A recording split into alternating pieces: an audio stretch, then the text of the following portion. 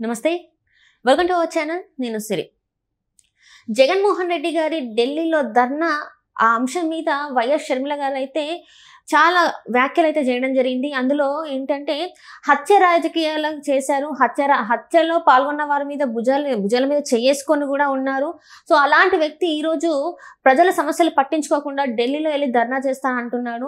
అలాగే ఈ ధర్నాకి ఆయన పార్టీ నేతలు కొంతమంది ఎవరైతే ఉన్నారో కీలక నేతలు వాళ్ళు కూడా దూరంగా ఉన్న పరిస్థితి. ఇంతకీ మరి వైసీపీ పార్టీ పరిస్థితి ఏంటి, జగన్మోహన్ రెడ్డి పరిస్థితి ఏంటి అనేది మనకు వివరించడానికి మనతో పాటు ఉన్నారు ప్రముఖ సీనియర్ జర్నలిస్ట్ డివిఎస్ గారు. నమస్కారం సార్. నమస్తే. సరే, ఇప్పుడు చూస్తుంటే షర్మిల గారు అయితే కొన్ని కీలక వ్యాఖ్యలు, అంటే తను జగన్మోహన్ రెడ్డి గారు ఢిల్లీలో ధర్నా చేస్తా అన్న దానికి షర్మిల గారు అయితే ప్రెస్ మీట్లో మాట్లాడేశారు. ఏంటంటే హత్య రాజకీయాలు చేసిన వాళ్ళ మీద భుజాలు చేతులు వేసుకొని మాట్లాడారు. సో ఎక్కడ కూడా ప్రజల గురించి పట్టించుకోవాలి. ఇంకోటి ఏంటంటే అసెంబ్లీ స్టార్ట్ అవుతుంది, ఇక్కడ ఏమన్నా ప్రజలకి బిల్లులు పాస్ చేసే విషయంలో ఎలాంటి బాధ్యత లేదు, కనీసం డిస్కషన్ కూడా చేయరా, ఉన్నదే 11 మంది కూడా గట్టిగా మాట్లాడడం జరిగింది. అయితే ఇప్పుడు ఇలాంటి పరిస్థితుల్లో సొంత నేతలు ఎవరైతే ఉన్నారో కొంతమంది కీలక నేతలు వాళ్ళు కూడా ఈ ధర్నాకి దూరంగా ఉన్నారు. కొంతమంది కీలక నేతలు 20 మంది దాకా ఉన్నారు, వాళ్ళు కూడా ఈ ధర్నాలో అయితే పాల్గొనట్లేదు అని చెప్పేసి మరి వార్తలు వస్తున్నాయి. మరి జగన్మోహన్ రెడ్డి గారు ఈ పిలుపుని ఎందుకు వీళ్ళందరూ మరి దూరం పెట్టారు, ఆయనకి ఎందుకు దూరం జరిగారు, మరి పార్టీ పరిస్థితి ఏంటి, ఆయన పరిస్థితి ఏంటి అసలు? నిన్ను వీడని నీడను నేనే అంటుంది షర్మిల. అదేదో దెయ్యపు సాంగ్ ఏదో ఉంటుంది, ఏదో సినిమాలో కలగా మెదిలే కథ నేనే అంటూ. ఇప్పుడు జగన్ ఎక్కడికి వెళ్తే అక్కడికి వెంటాడుతోంది ఇది షర్మిల. జగన్మోహన్ రెడ్డి భూతం అనుకుంటే ఆ భూతాన్నే ఈమె వెంటాడుతోంది అనమాట. భూతాన్ని పట్టుకుని భూస్థాపితం చేస్తానని చంద్రబాబు అన్నారు, భూతాన్ని తరిమి కొట్టారు మొన్న ఎన్నికల్లో ప్రజలు. ఏది మరి 140 స్థానాల్లో చిత్తుగా ఓడించారు. వాళ్ళకంతకుముందు ఎన్ని ఉన్నాయి, 151, 11 ఇప్పుడు 140 స్థానాల్లో చిత్తుగా మరి ఆ భూతాన్ని పాచేసిన పరిస్థితుల్లో ఇంకా 11 స్థానాలకే అతను రెపరెపలాడుతుంటే అతను ఏం చేస్తున్నాడు, రేపు ఎల్లుండో ఢిల్లీలో ధర్నా అంటున్నాడు. అదేమంటే ఈ 40 రోజుల్లో కూటమి హత్య రాజకీయాలు, ఏదో 36 మందిని చంపారు, 35 మంది ఆత్మహత్యలు చెప్తున్నాడు లిస్ట్ ఏదో. దానిపైన షర్మిల వాళ్ళు ప్రెస్ మీట్ పెట్టి మరి దుమ్మెత్తిపోసింది. ఎవరు, జగన్మోహన్ రెడ్డిని. నువ్వా హత్య రాజకీయాలకు గురించి మాట్లాడేది? పేటెంట్ నీదే కదా గొడ్డలి రాజకీయాలకి. ఇప్పుడు గొడ్డలతో చిన్నానని చంపిన వాళ్ళతో నువ్వు భుజం మీద చేసుకు తిరుగుతున్నావు, అంటగాగుతున్నావు. అవినాష్ రెడ్డి ఈయన మరి భుజాల మీద చేతులు వేసుకుని తిరగటం గురించి మాట్లాడుతూ, ఒకవేళ రేపు జగన్మోహన్ రెడ్డి ఢిల్లీలో ధర్నా చేశాడనుకో, ఎల్లుండి షర్మిల చేస్తుందా? షర్మిల కూడా ఢిల్లీ ధర్నాకి రెడీ అవుతుందా? ఈ 40 రోజుల్లో జరిగిన దాని మీద జగన్ చేస్తే మరి అప్పుడు ఆ 5 ఏళ్లలో చేసిన దాని మీద షర్మిల ఢిల్లీలో ధర్నా చేస్తుందా? ఈ అన్నా చెల్లెళ్ళుతో వాళ్ళ ధర్నాలకు ఢిల్లీనే వేదికగా ఎంచుకుంటున్నారా? ఎలా?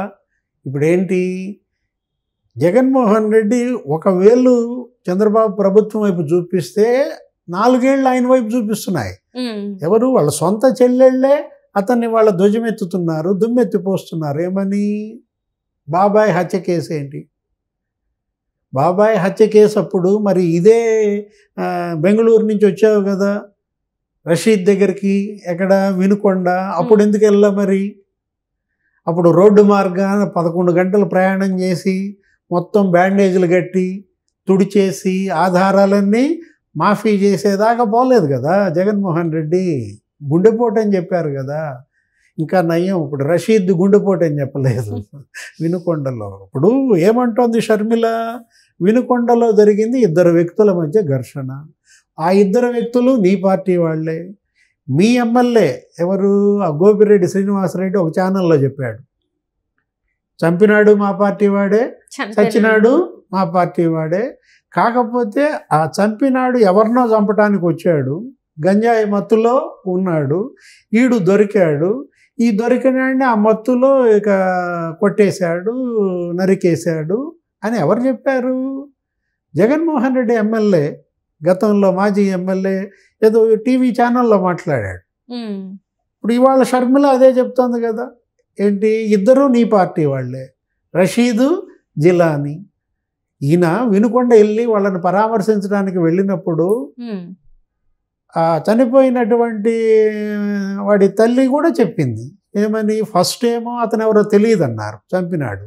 తర్వాత ఏమో అన్న అన్న అని ఇద్దరు బాగుండేవాళ్ళు, అలాంటిది ఎట్ట చంపాడో అర్థం కాలేదని మళ్ళా వాళ్ళే చెప్పారు. చిన్న అంశాన్ని అడ్డం పెట్టుకుని ఇవాళ జగన్మోహన్ రెడ్డి మళ్ళా పాతుకోవాలని చూస్తున్నాడు. ఏది హత్యలను ఎవరైనా ఖండించాల్సిందే. ఇవాళ రషీద్ వినుకొండలో జరిగినటువంటి అమానుష హత్యను ఎవరు సమర్థించరు. కాకపోతే ఇంత తొందరగా 45 రోజుల్లోనే ఇన్ని మర్డర్లు జరిగినాయి అంటే నమ్ముతారా? నిన్న కూడా హోమ్ మినిస్టర్ అనిత ఏమన్నారు, 35 మంది హత్యలు కనుక అయితే వాటి వివరాలు ఇవ్వండి అన్న. ఏంటి వాళ్ళ పేర్లు, ఎక్కడెక్కడ ఎవరు చంపారు, వాటి యొక్క సంబంధించిన వివరాలు ఇస్తే మేము ఎంక్వైరీ చేస్తాం. మా దగ్గర రికార్డుల ప్రకారం 4 రాజకీయ హత్యకు గురైంది. ఆ 4లో 3 తెలుగుదేశం పార్టీ వాళ్ళని హోమ్ మినిస్టర్ అనిత చెప్పింది. దాన్ని ఖండించిన వాళ్ళు లేరు.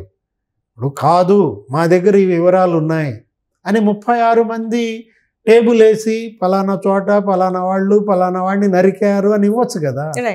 ఇవాళ అసెంబ్లీ సమావేశం, ఈ అసెంబ్లీ సమావేశానికి ఆయన హాజరై అసెంబ్లీలోనే గవర్నర్ ప్రసంగం అప్పుడే వాళ్ళ పేర్లు కనుక ప్రదర్శించి చూపిస్తే ఇవి రాజకీయ హత్యలు అని చెబితే ప్రజల్లోకి అది వెళ్ళేది, ప్రజలు వీళ్ళని నమ్మేవాళ్ళు.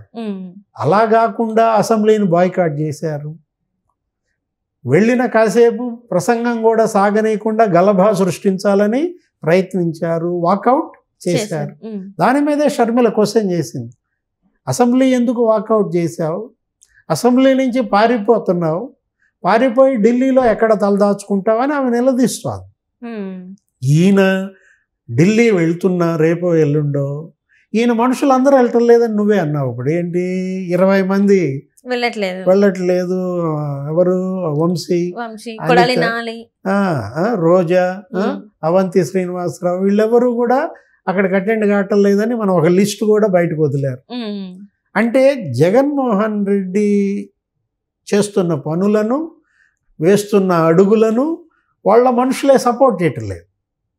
20 మంది మాజీ ఎమ్మెల్యేలు ఇవాళ వెళ్ళడానికి సిద్ధంగా లేరంటే, ఢిల్లీలో ఆయనతో పాటు ధర్నాకి కూర్చోటానికి వాళ్ళు రెడీ కాలేదంటేనే డొల్లతనం కనపడుతుంది.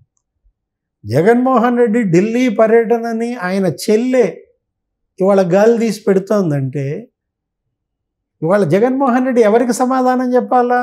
ముందు చెల్లెళ్ళకి సమాధానం చెప్పగలిగితే ఆ తర్వాత తెలుగుదేశం, జనసేన, బీజేపీని ఆయన టార్గెట్ చేయొచ్చు. ఇప్పుడు అతను వేస్తున్న తప్పటడుగులు ఏది, ఒకదాని తర్వాత ఒకటి అన్ని తప్పటడుగులే వేస్తున్నాడు. ప్రతిపక్షంలో ఉన్న పార్టీని సమర్థంగా నిర్వహించలేని అతని అసమర్థత, చేతగానితనం ప్రజల్లోకి వెళ్తాను. ప్రత్యామ్నాయంగా ఇప్పుడు ప్రతిపక్షంగా షర్మిల మారుతోంది. షర్మిల వైపు ప్రతిపక్షంలో ఉన్న ప్రజలంతా కూడా మళ్ళితే జగన్మోహన్ రెడ్డికి మరొక చావు దెబ్బ. ఉన్న 40% ఓట్ బ్యాంక్, ఆయన అన్నాడు మొన్న కూడా ఏమని, నాకు ఇప్పటికీ 40% ఓట్ బ్యాంక్ ఉందన్నాడు. ఆ 40% ఓట్ బ్యాంక్ నిలబెట్టుకోవడానికి కూడా జగన్మోహన్ రెడ్డి వాళ్ళ ఫెయిల్ అవుతున్న పరిస్థితి. 40% ఓట్ బ్యాంకులో మరి కొంతమంది కనుక షర్మిల వైపు మారారనుకో, ఏది ఎవరైతే రేపు పొద్దున ఢిల్లీ ధర్నాకి అటెండ్ కాలేదో వాళ్ళందరూ ప్రత్యామ్నాయంగా షర్మిల వైపు వెళ్తే వైఎస్ఆర్ కాంగ్రెస్ పార్టీ నిలువున చీలిపోయే ప్రమాదం ఉంది. రేపు ఎల్లుండో తన పార్టీ చీలిపోతుందని అతనికి తెలుసు. ఆ చీలిక నుంచి పార్టీని కాపాడుకోవటం కోసం వేస్తున్న ఎత్తులుగా ఈ ఢిల్లీ పర్యటనని చూడాలి. సో అంటే ఇక్కడ కూడా ఏంటంటే ప్రజలు ఇప్పుడు కూడా ప్రజల సమస్యలు వద్దు, ఆయనకి జస్ట్ ఆయన పార్టీ ఆయన వరకే, దీంతో మనకి నిర్ధారణ అయిపోతుంది అనుకోవచ్చా సార్? మరి అంతే కదా. ఇప్పుడు అసలు అతనికి జనం అనేది అతని అజెండాలోనే లేదు. ఏది జగన్మోహన్ రెడ్డి గతంలో పరిపాలనలోనూ జనానికి ముఖం చాటేశారు, ఇప్పుడు ప్రతిపక్షంగానూ జనానికి ముఖం చాటేస్తున్న దీంట్లో ఇప్పుడు జనం దూరం అయితే జగన్మోహన్ రెడ్డి తెలుసుకోలేకపోతున్నాడు ఏం జరుగుద్ది. 151 నుంచి 11కు పతనమైన అతనిలో కనువిప్పు లేదంటే, మార్పు రాకపోతే ఏం జరుగుద్ది? 40% ఓట్ బ్యాంక్ షర్మిల ఎత్తుపోతుంది.